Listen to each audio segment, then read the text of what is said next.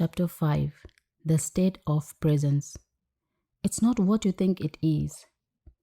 You keep talking about the state of presence as the key.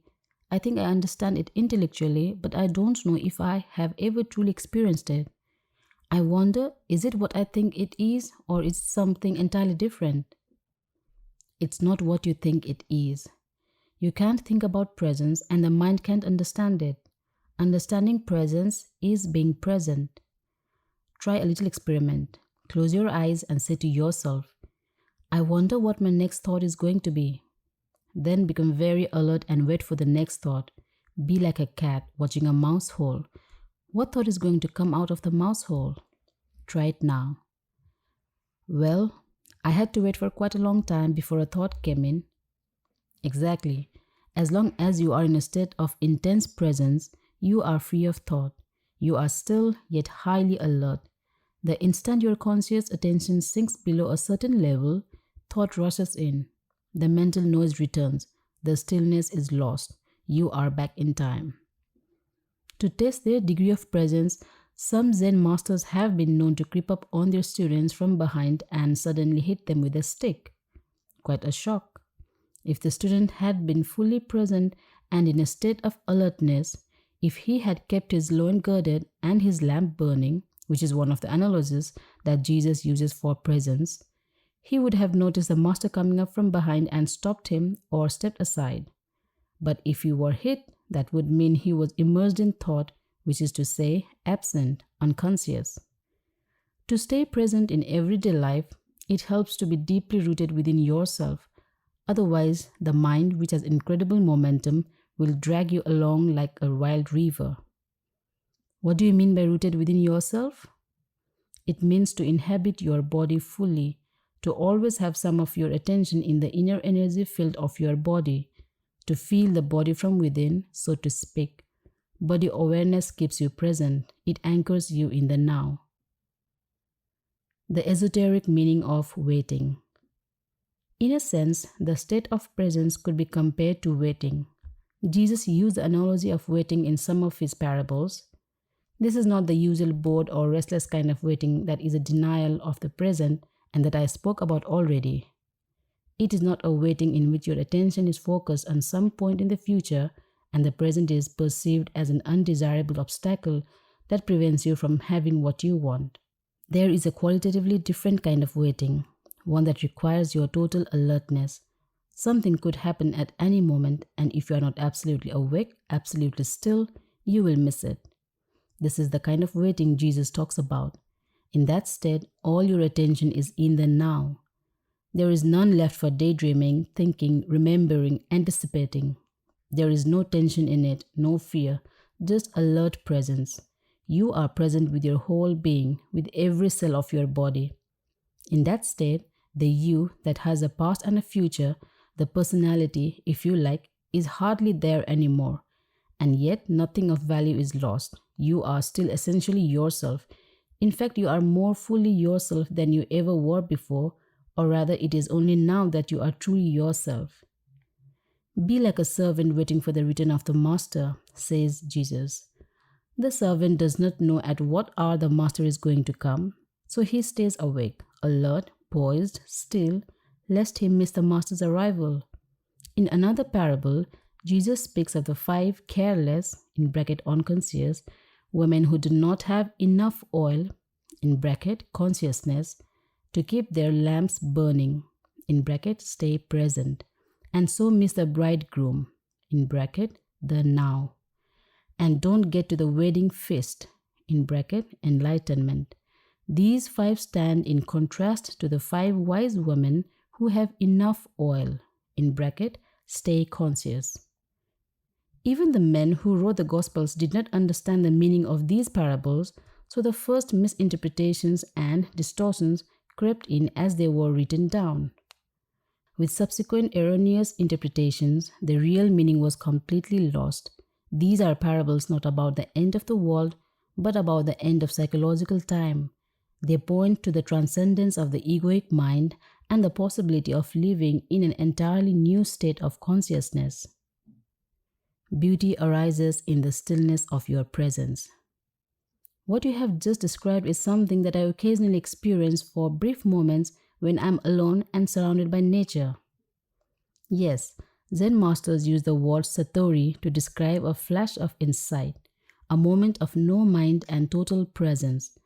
Although satori is not a lasting transformation, be grateful when it comes, for it gives you a test of enlightenment. You may indeed have experienced it many times without knowing what it is and realizing its importance.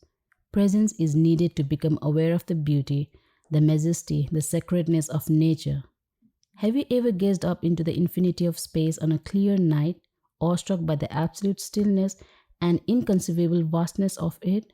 Have you listened, truly listened, to the sound of a mountain stream in the forest, or to the song of a blackbird at dusk on a quiet summer evening? To become aware of such things, the mind needs to be still. You have to put down for a moment your personal baggage of problems, of past and future, as well as all your knowledge, otherwise, you will see but not see, hear but not hear. Your total presence is required. Beyond the beauty of the external forms, there is more here, something that cannot be named, something ineffable, some deep, inner, holy essence. Whenever and wherever there is beauty, this inner essence shines through somehow. It only reveals itself to you when you are present. Could it be that this nameless essence and your presence are one and the same? Would it be there without your presence? Go deeply into it, find out for yourself. When you experience those moments of presence, you likely didn't realize that you were briefly in a state of no mind.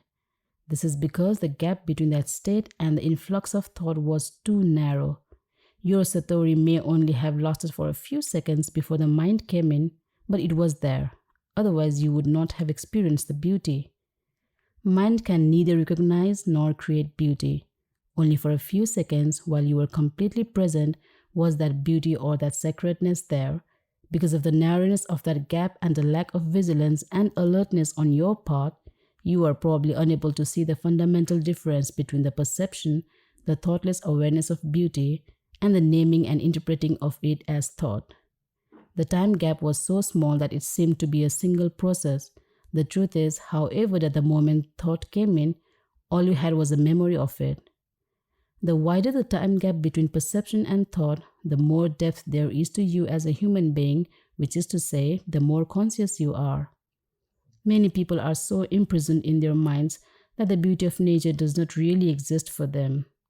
They might say, "What a pretty flower," but that's just a mechanical mental labeling. Because they are not still, not present, they don't truly see the flower, don't feel its essence, its holiness, just as they don't know themselves, don't feel their own essence, their own holiness. Because we live in such a mind-dominated culture, most modern art, architecture, music, and literature are devoid of beauty, of inner essence, with very few exceptions. The reason is that the people who create those things cannot, even for a moment, free themselves from their mind, so they are never in touch with that place within where true creativity and beauty arise. The mind left to itself creates monstrosities, and not only in art galleries. Look at our urban landscapes and industrial wastelands. No civilization has ever produced so much ugliness. Realizing pure consciousness. Is presence the same as being? When you become conscious of being, what is really happening is that being becomes conscious of itself. When being becomes conscious of itself, that's presence. Since being, consciousness, and life are synonymous, we could say that presence means consciousness becoming conscious of itself, or life attaining self-consciousness. But don't get attached to the words and don't make an effort to understand this. There is nothing that you need to understand before you can become present. I do understand what you just said, but it seems to imply that being, the ultimate transcendental reality, is not yet complete, that it is undergoing a process of development. Does God need time for personal growth? Yes, but only as seen from the limited perspective of the manifested universe.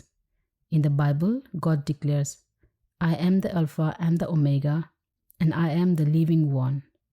In the timeless realm where God dwells, which is also your home, the beginning and the end, the Alpha and the Omega, are one, and the essence of everything that ever has been and ever will be is eternally present in an unmanifested state of oneness and perfection, totally beyond anything the human mind can ever imagine or comprehend. In our world of seemingly separate forms, however, timeless perfection is an inconceivable concept. Here, even consciousness, which is the light emanating from the eternal source, seems to be subject to a process of development. But this is due to our limited perception. It is not so in absolute terms. Nevertheless, let me continue to speak for a moment about the evolution of consciousness in this world. Everything that exists has being, has God essence, has some degree of consciousness. Even a stone has rudimentary consciousness, otherwise it would not be, and its atoms and molecules would disperse. Everything is alive: the sun, the earth, plants, animals, humans, all are expressions of consciousness in varying degrees, consciousness manifesting as form. The world arises when consciousness takes on shapes and forms, thought forms and material forms. Look at the millions of life forms on this planet alone, in the sea, on land, in the air, and then each life form is replicated millions of times. To what end? Is someone or something playing a game? A game with form? This is what the ancient seers of India asked themselves. They saw the world as Leela, a kind of divine game that God is playing. The individual life forms are obviously not very important in this game. In the sea, most life forms don't survive for more than a few minutes after being born. The human form turns to dust pretty quickly too, and when it is gone, it is as if it had never been. Is that tragic or cruel? Only if you create a separate identity for each form, if you forget that its consciousness is God essence expressing itself in form. But you don't truly know that until you realize your own God essence as pure consciousness. If a fish is born in your aquarium and you call him John, write out a birth certificate, tell him about his family history, and 2 minutes later he gets eaten by another fish, that's tragic. But it's only tragic because you projected a separate self where there was none. You got hold of a fraction of a dynamic process, a molecular dance, and made a separate entity out of it. Consciousness takes on the disguise of forms until they reach such complexity that it completely loses itself in them. In present-day humans, consciousness is completely identified with its disguise. It only knows itself as form and therefore lives in fear of the annihilation of its physical or psychological form. This is the egoic mind, and this is where considerable dysfunction sets in. It now looks as if something had gone very wrong somewhere along the line of evolution. But even this is part of Leela, the divine game. Finally, the pressure of suffering created by this apparent dysfunction forces consciousness to disidentify from form and awakens it from its dream of form. It regains self-consciousness, but it is at a far deeper level than when it lost it. This process is explained by Jesus in his parable of the lost son who leaves his father's home, squanders his wealth, becomes destitute, and is then forced by his suffering to return home. When he does, his father loves him more than before. The son's state is the same as it were before, yet not the same. It has an added dimension of depth. The parable describes a journey from unconscious perfection through apparent imperfection and evil to conscious perfection. Can you now see the deeper and wider significance of becoming present as the watcher of your mind? Whenever you watch the mind, you withdraw consciousness from mind forms, and it then becomes what we call the watcher or the witness. Consequently, the watcher, pure consciousness beyond form, becomes stronger and the mental formations become weaker. When we talk about watching the mind, we are personalizing an event that is truly of cosmic significance. Through you, consciousness is awakening out of its dream of identification with form and withdrawing from form. This foreshadows, but is already part of, an event that is probably still in a distant future as far as chronological time is concerned. The event is called the end of the world. When consciousness frees itself from its identification with physical and mental forms, it becomes what we may call pure or enlightened consciousness or presence. This has already happened in a few individuals, and it seems destined to happen soon on a much larger scale, although there is no absolute guarantee that it will happen. Most humans are still in the grip of the egoic mode of consciousness, identified with their mind and run by their mind. If they do not free themselves from their mind in time, they will be destroyed by it. They will experience increasing confusion, conflict, violence, illness, despair, madness. Egoic mind has become like a sinking ship. If you don't get off, you will go down with it. The collective egoic mind is the most dangerously insane and destructive entity ever to inhabit this planet. What do you think will happen on this planet if human consciousness remains unchanged? Already for most humans, the only respite they find from their own minds is to occasionally revert to a level of consciousness below thought. Everyone does that every night during sleep. But this also happens to some extent through sex, alcohol, and other drugs that suppress excessive mind activity. If it weren't for alcohol, tranquilizers, antidepressants, as well as the illegal drugs, which are all consumed in vast quantities, the insanity of the human mind would become even more glaringly obvious than it is already. I believe that, if deprived of their drugs, a large part of the population would become a danger to themselves and others. These drugs, of course, simply keep you stuck in dysfunction. Their widespread use only delays the breakdown of the old mind structures and the emergence of higher consciousness. While individual users may get some relief from the daily torture inflicted on them by their minds, they are prevented from generating enough conscious presence to rise above thought and so find true liberation. Falling back to a level of consciousness below mind, which is the pre-thinking level of our distant ancestors and of animals and plants, is not an option for us. There is no way back. If the human race is to survive, it will have to go on to the next stage. Consciousness is evolving throughout the universe in billions of forms. So even if we didn't make it, this would not matter on a cosmic scale. No gain in consciousness is ever lost, so it would simply express itself through some other form. But the very fact that I am speaking here and you are listening, this is a clear sign that the new consciousness is gaining a foothold on the planet. There is nothing personal in this. I am not teaching you. You are consciousness and you are listening to yourself.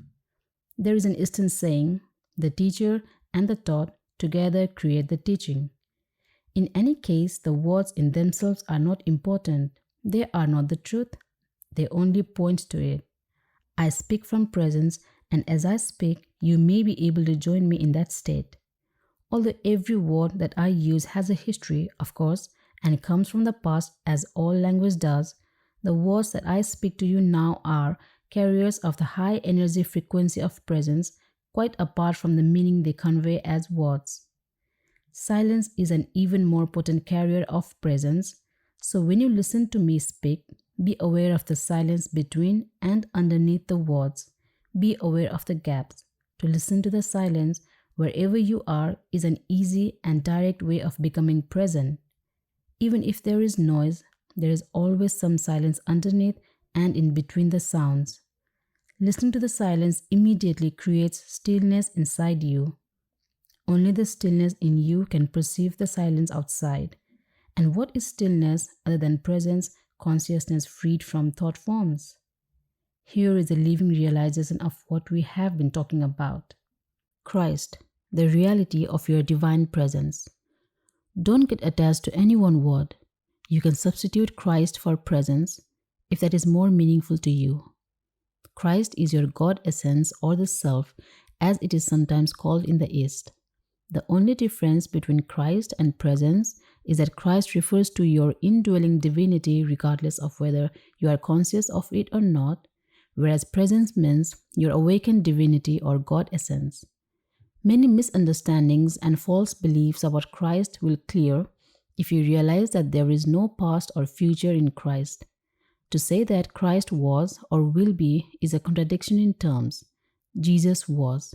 He was a man who lived 2000 years ago and realized divine presence, his true nature. And so he said, Before Abraham was, I am. He did not say, I already existed before Abraham was born. That would have meant that he was still within the dimension of time and form identity. The words I am used in a sentence that starts in the past tense indicate a radical shift, a discontinuity in the temporal dimension. It is a Zen-like statement of great profundity Jesus attempted to convey directly, not through discursive thought. The meaning of presence, of self-realization. He had gone beyond the consciousness dimension governed by time into the realm of the timeless. The dimension of eternity had come into this world. Eternity, of course, does not mean endless time, but no time. Thus, the man Jesus became Christ, a vehicle for pure consciousness. And what is God's self-definition in the Bible? Did God say, I have always been and I always will be? Of course not. That would have given reality to past and future. God said, I am that I am. No time here, just presence. The second coming of Christ is a transformation of human consciousness, a shift from time to presence, from thinking to pure consciousness, not the arrival of some man or woman. If Christ were to return tomorrow in some externalized form, what could he or she possibly say to you other than this? I am the truth. I am divine presence. I am eternal life. I am within you. I am here. I am now. Never personalize Christ. Don't make Christ into a form identity. Avatars, divine mothers, enlightened masters, the very few that are real, are not special as persons. Without a false self to uphold, defend, and feed, they are more simple, more ordinary than the ordinary man or woman. Anyone with a strong ego would regard them as insignificant or, more likely, not see them at all. If you are drawn to an enlightened teacher, it is because there is already enough presence in you to recognize presence in another. There were many people who did not recognize Jesus or the Buddha, as there are and always have been many people who are drawn to false teachers. Egos are drawn to bigger egos. Darkness cannot recognize light. Only light can recognize light.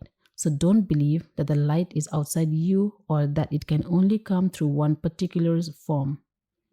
If only your master is an incarnation of God, then who are you? Any kind of exclusivity is identification with form, and identification with forms means ego, no matter how well disguised. Use the master's presence to reflect your own identity beyond name and form back to you and to become more intensely present yourself. You will soon realize that there is no mine or yours in presence. Presence is one. Use the master's presence to reflect your own identity beyond name and form back to you and to become more intensely present yourself. You will soon realize that there is no mine or yours in presence. Presence is one. Group work can also be helpful for intensifying the light of your presence.